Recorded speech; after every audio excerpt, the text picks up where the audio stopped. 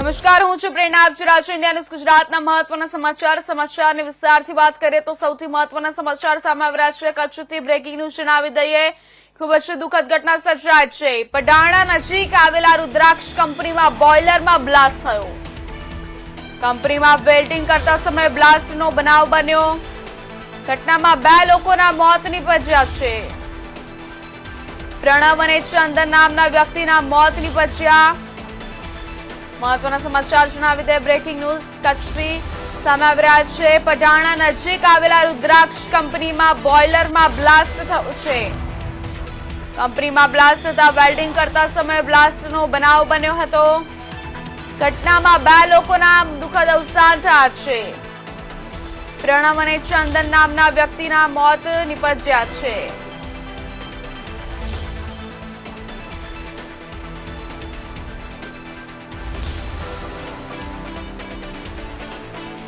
મહત્વના સમાચાર જણાવી દઈએ. આ દુઃખદ ઘટનાથી પરિવારમાં શોકનો માહોલ છવાઈ ગયો છે. અચાનક બ્લાસ્ટ થતા કંપનીમાં કામ કરતા 2 લોકોના મોત નીપજ્યા છે. કંપનીનું નામ છે રુદ્રાક્ષ કંપની, જેના બોઇલરમાં બ્લાસ્ટ થયો. ઘટનામાં 2 લોકોના મોત નીપજ્યા છે. ખૂબ જ દુઃખદ ઘટના સામે આવી છે, જેના કારણે પરિવાર શોકમાં ગરકાવ થઈ ગયો છે. હાલ પરિસ્થિતિ ખૂબ જ નાજુક છે. પ્રણવ અને ચંદન નામના વ્યક્તિના મોત થયા છે. ઘટનાસ્થળ પર હાલ પરિસ્થિતિ ખૂબ જ ગંભીર થઈ રહી છે. પ્રણવ અને ચંદન 2 વ્યક્તિના નામ છે, જેમના મોત નીપજ્યા છે. આવી ઘટનાઓ. આ સમાચાર પર વધુ વિગતવાર માહિતી આપવા માટે સંવાદદાતા જોડાઈ ચૂક્યા છે કચ્છથી ધરમ ઠક્કર. શ્રી ધરમ, વિસ્તારથી જણાવજો, ઘટના કઈ રીતે બની અને હાલ પરિસ્થિતિ કેવી છે?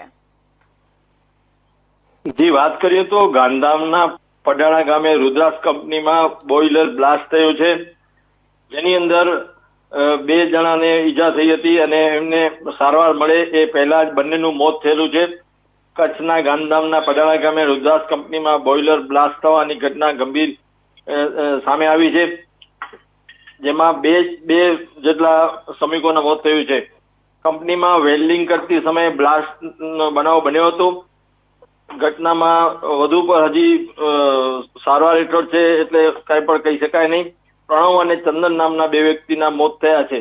જી, શું કંપની દ્વારા જે કામદાર હતા કંપનીના, એમના માટે કઈ સેફટી સાધનો આપવામાં આવ્યા હતા ખરી, અને શું એ સુવિધા ઉપલબ્ધ કરવામાં આવે છે ખરી કામદારો માટે કંપની તરફથી?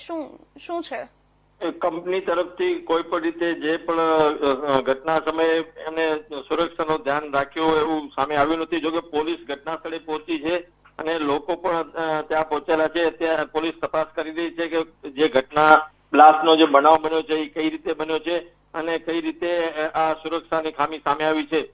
જી,